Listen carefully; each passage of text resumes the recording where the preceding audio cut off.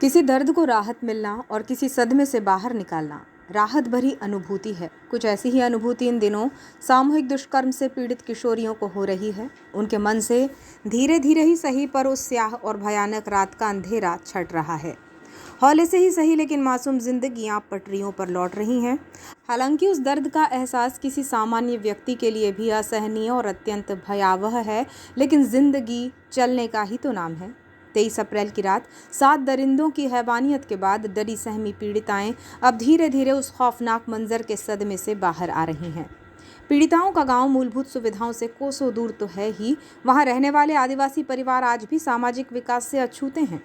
राजनेताओं की उपेक्षा का ही नतीजा है कि वो परिवार भाषा, रहन सहन, जीवन शैली के लिहाज से काफ़ी पिछड़े हुए हैं। जिन 4 पीड़िताओं, जिसमें 3 किशोरियां और एक युवती शामिल हैं, इनके साथ सामूहिक दुष्कर्म हुआ, उनमें से एक हिंदी बोल और समझ लेती है, लेकिन 3 पीड़िताओं को हिंदी बोलना नहीं आता। वो गोंडी भाषा में ही बात करती हैं, वही बोलती हैं और वही समझती हैं।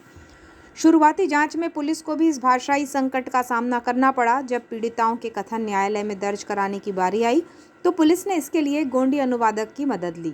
जब भी कभी किसी मामले में भाषाई मुश्किलें आती हैं, तब पुलिस अनुवादक की मदद लेती है। महिला एवं बाल विकास विभाग के पास अलग अलग भाषाओं और बोलियों के अनुवादकों की सूची होती है। पुलिस ने इसके लिए पत्राचार किया।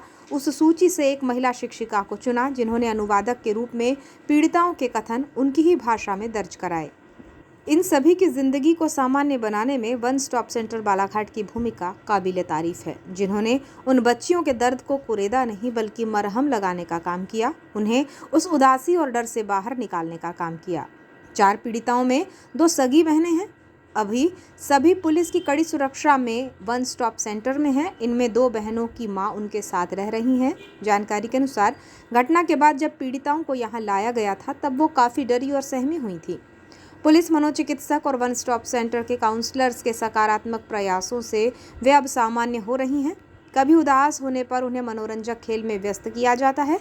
समय समय पर चॉकलेट आइसक्रीम दी जाती है। मामले की गंभीरता को देखते हुए पुलिस ने पीड़िताओं के गांव में भी पुलिस का कड़ा पहरा लगा रखा है। यहाँ दिन रात 6 से 7 जवान तैनात हैं। इस मामले में असंवेदनशीलता का एक उदाहरण ये भी सामने आया है, जब हमदर्द बनने वालों से पीड़िताएं और उनके स्वजन परेशान हैं। दरअसल घटना के बाद से राजनेता, जनप्रतिनिधि, समाज सेवी लगातार पीड़िताओं से मिलकर घटना के बारे में बार बार सवाल कर रहे हैं। विशेषज्ञों का कहना है कि बार बार एक ही तरह के सवाल और घटना को बार बार दोहराने से पीड़िताएं असहज महसूस कर रही हैं। यही वजह है कि वन स्टॉप सेंटर में पीड़िताओं और उनके परिजनों को कड़ी सुरक्षा के बीच रखा गया है।